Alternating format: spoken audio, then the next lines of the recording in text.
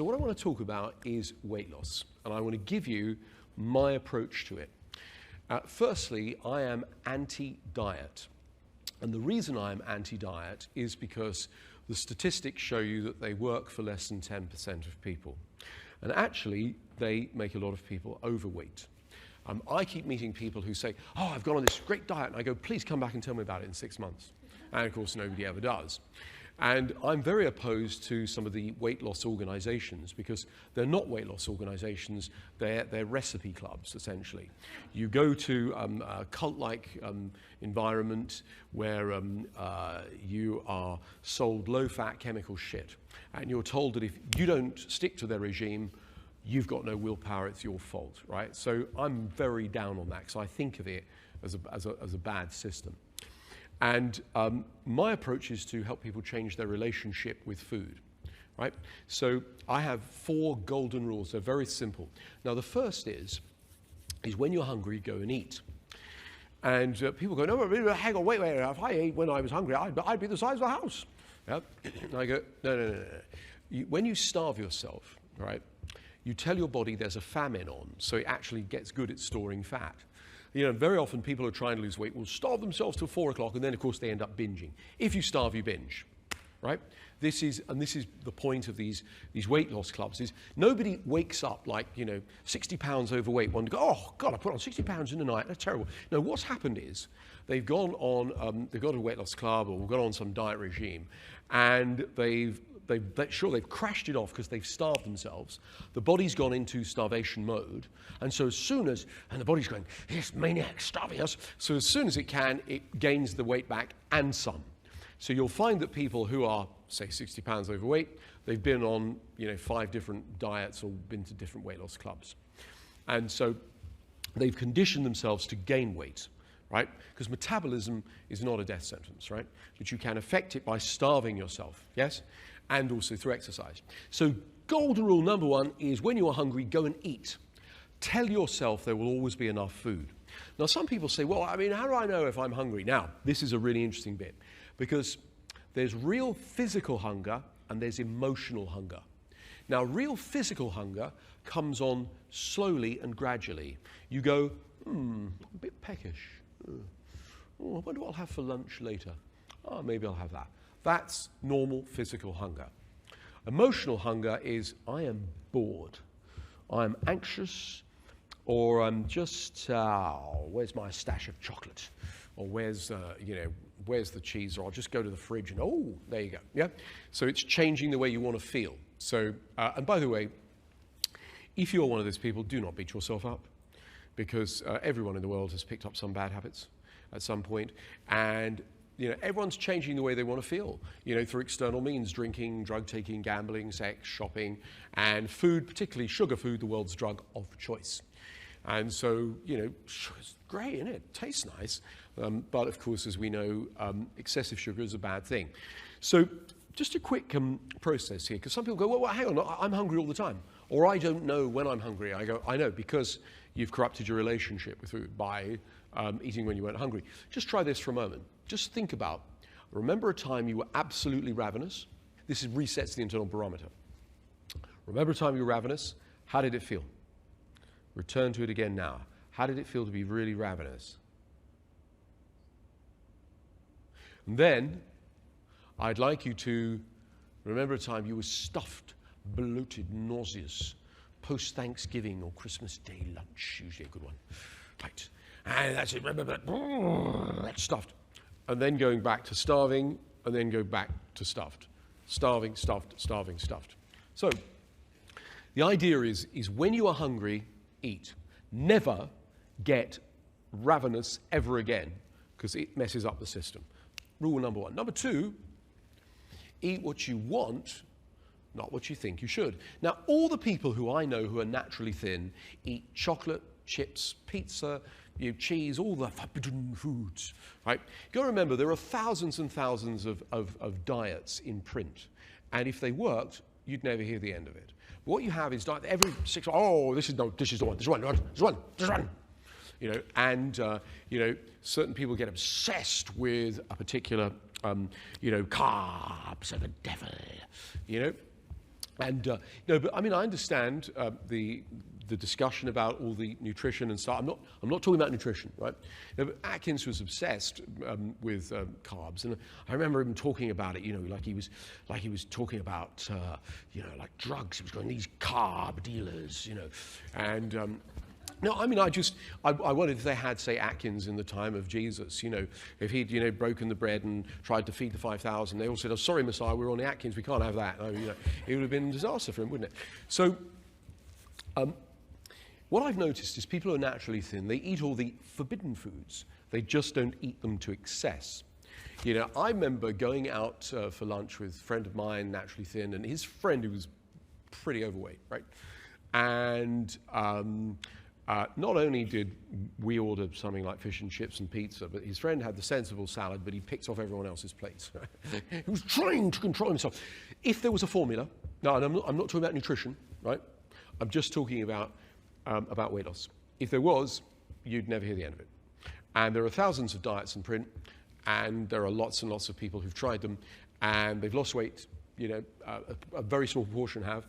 The majority of people don't, and they gain more weight when they come off the diet. That's my concern with it. Number one, when you're hungry, eat. Number two, eat what you want, not what you think you should. Now, the single most important thing I can say on weight loss is the rule number 3, eat consciously, slowly. Now, one of the things I've noticed about people who are overweight is they think about food all the time, except when they're actually eating it. And then they shovel the food in. Yeah. And the reason is because when we do something that reinforces our survival, like eating, we get a release of happy neurotransmitters, right? So it feels good.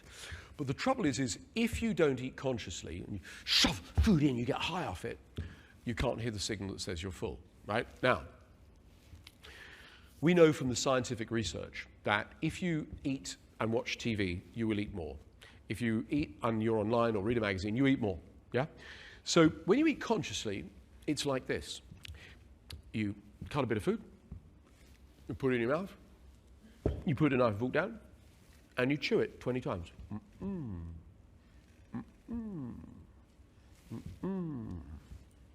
Like a gourmet, right? And people go, well, doesn't that look a bit strange? I go, no, I'll tell you what looks strange. Like, that looks strange, right? And one of my friends paid £1,000 a day, one of these like spas where you go to lose weight. And she was telling me, you know, and she sat there and somebody sits in front of you and they go, slow down, right? And that's what they do, slow down.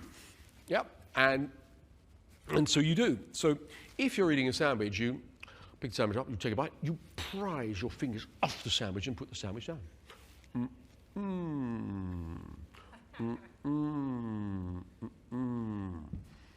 And then, because you're not ramming so much food in so fast, flooding your brain with serotonin, you can hear the signal that says you're full, and then you stop.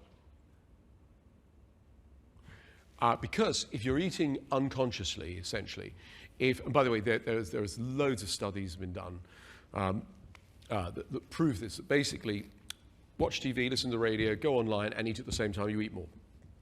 Sit on a couch, you eat more than if you're sitting at the table. If you focus on the food and nothing else, right? And also, the other thing is alcohol. The whole idea of alcohol is to be less conscious, right? So the idea is not to drink alcohol at the time when you're doing a weight loss regime, you know, just because it just takes a few days to reset the mechanism. And if you can't go without a drink for a few days, you've got a much bigger problem than just weight loss, right? So, so the idea is number one, when you're hungry, go eat. Number two, eat what you want, not what you think you should. Number three, eat consciously, slowly, focus on the food and nothing else, right? So cut it, knife and fork, down. And then when you think you're full, suspect you're full, stop.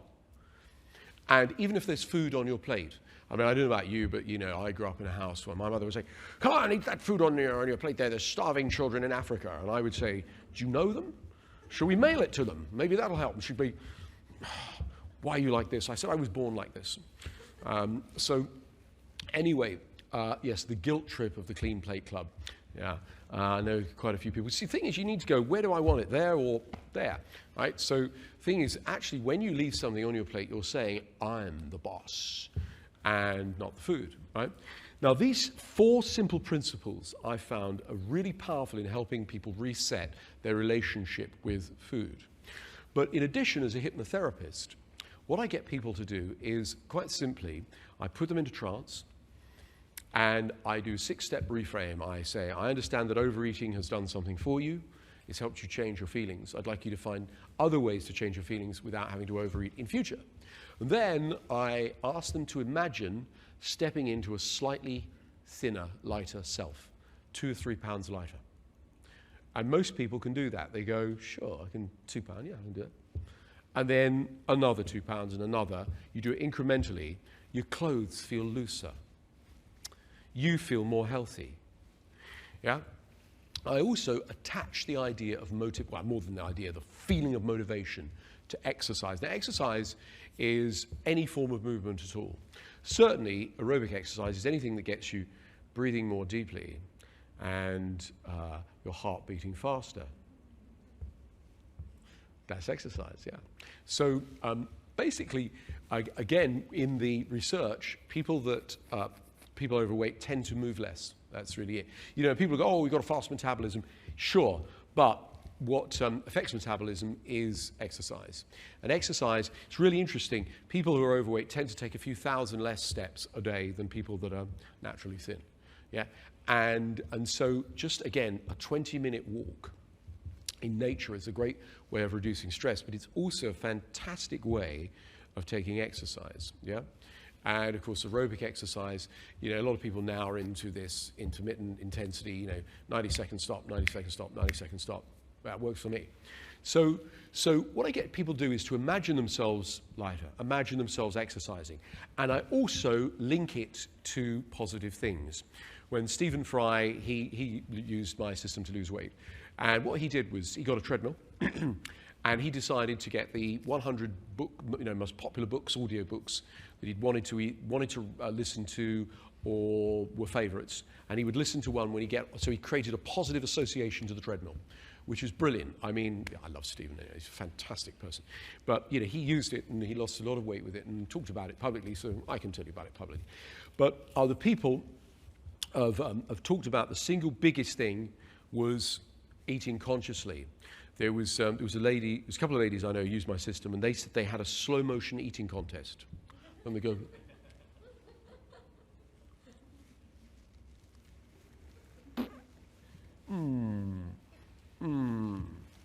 So when you're hungry, eat.